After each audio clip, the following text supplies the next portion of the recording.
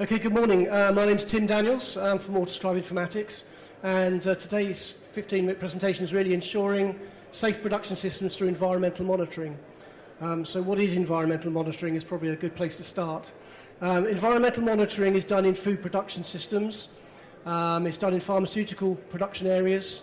It's done in hospitals, healthcare wards.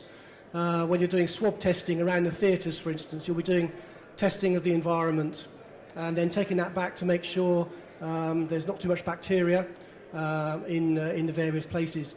You'll do this in food production areas, and you'll be checking for E. coli or aerobic plate count checks and those sorts of things. So this testing is done, as I say, in these sorts of areas. A monitoring environment would be something like this, and this is the Matrix Gemini one. And here you'll be setting up a floor plan with the production areas in it, with test points, as you can see here, and the tests themselves, the results, and you can look into those results. And I'll be talking about this in a little bit more detail. So proactive environmental monitoring regimes avoid the costly stops, illnesses, and deaths. A good place to start is probably this one, which is the World Health Organization. And it talks about 1 in 10 people in the world getting ill every year, and actually 400,000 people dying every year of foodborne illnesses. So this is particularly food that they're talking about. And 1 in 3 of those deaths are children, because young children are badly affected by food pathogens. That doesn't sound, too bad. Okay, it's only 400,000. Let's put it into personal terms. I met Darren last year in Cambridge in the UK, and Darren Detweiler has been on the road since 1993, and you'll see why in a second. In 1993, Jack in the Box was serving infected, undercooked hamburgers, and unfortunately 500 people died from that particular outbreak in the USA. 500 people were infected, 4 people died. And one of those 4 people that died was Riley. This is Darren's son. He didn't even eat the hamburger. He just went to a daycare centre, and he was infected with a secondary infection of E. coli. He picked it up from another child in the daycare centre. So he died, even though he didn't even see the hamburger, didn't even eat it himself, poor lad. Since then, his father's tirelessly pushed for food safety, and the Food Safety Manufacturing Act, or Modernisation Act, sorry, came out in 2011 and is coming into force now, the FSMA, as they call it in the USA. So a lot of American production systems are now modifying their needs to incorporate environmental monitoring, which is one of the reasons why this software is coming along. It's a change of focus to prevention from curing the problem up front. And there are legal sanctions in place for those that don't follow the regime. So why would we want to prevent? Preventive measures will cost least, of course. So if you're doing line stops and recalls, and if you're having people die in your hospital or badly infected, that is costing much more than if you're doing a preventive controls up front. So the solution we're putting in place here is it's managing a sampling program. It monitors the results of testing. It has integrated reporting capabilities, so you can pull out of the system the things you need for management purposes. And you can properly document your preventive measures, so you can say what you're testing, where, how often, and such like. And you have your corrective and preventive action plans, CAPA plans, documented within the system as well. So that's an also important part of the solution. I shall jump to this one, which is really the common costs of implementing an environmental solution. When you set up such a program, you need to employ really a microbiologist who understands where to take swabs from, what testing needs to be done, the regimes to be followed.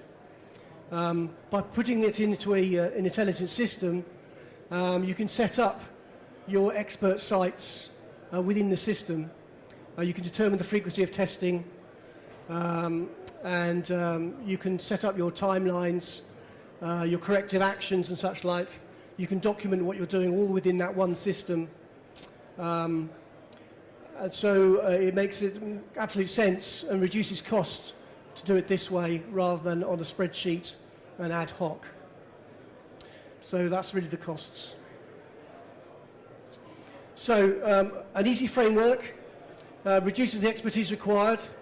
In actual fact, one of our early US clients has said that basically they'll have a microbiologist going from plant to plant now rather than one within each plant, and setting up the system across the US to be exactly the same everywhere.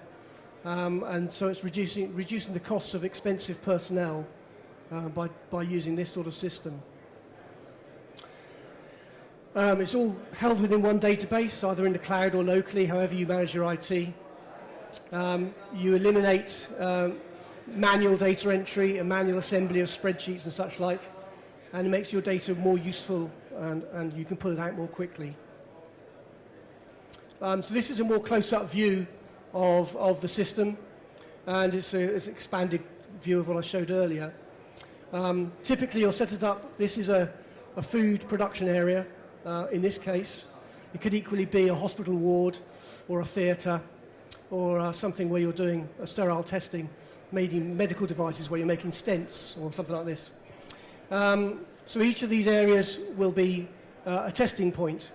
The testing points will be labelled, and you'll go back to these testing points regularly. You'll be taking tests and taking those to the lab for results. In this case, we're doing 2 tests here on the pantry floor, which is this test area here. We're doing aerobic plate counts, APC, and coliforms. So these are going to the lab for test results to be entered. The results are entered and come back into this system here. And you can see when you click on this entry, you'll get these results. Because I'm looking at the APC, the aerobic plate count, you can see the results for the aerobic plate count over the last 4 tests, because that's all I have in the system here, 4 tests. You can see a trend line. So you can see trends happening. So if trends are going upwards and getting worse, you can take early action to avoid things becoming a real problem.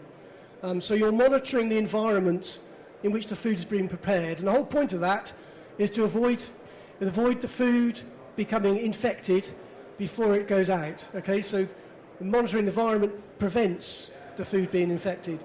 In the same way, if you're in a hospital ward, you want to reduce MRSA or similar sorts of bugs by doing similar testing. So you'll be going around the corners of the theatre, air inlet, those sorts of areas will be environmentally monitored.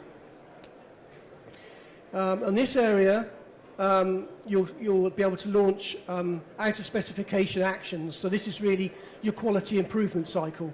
So if you start getting poor results, you'll be launching a quality cycle to say, okay, how are we going to improve this?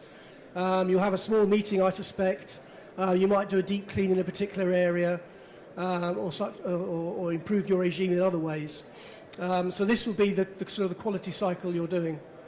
And that's normally kicked off by things that fail or warnings that come up. And that's all set within the system as what the failure point is.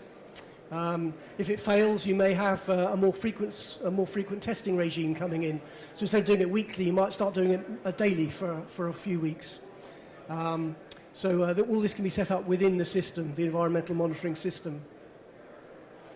The local technician on the ground will be given a sheet every day, and it would look like this, and it would say, go to the large kitchen, take the sample of the pantry floor here, and these are just graphics, just pictures inserted into the report. Take a sample of the stove here, and he'd put his name in and put the sample results into the lab. So the technician would get a list every day of what to do. Each of the sample points, I say, is set up so it's all within the system, well documented. If you add a sample point, you'd add this information into the system also.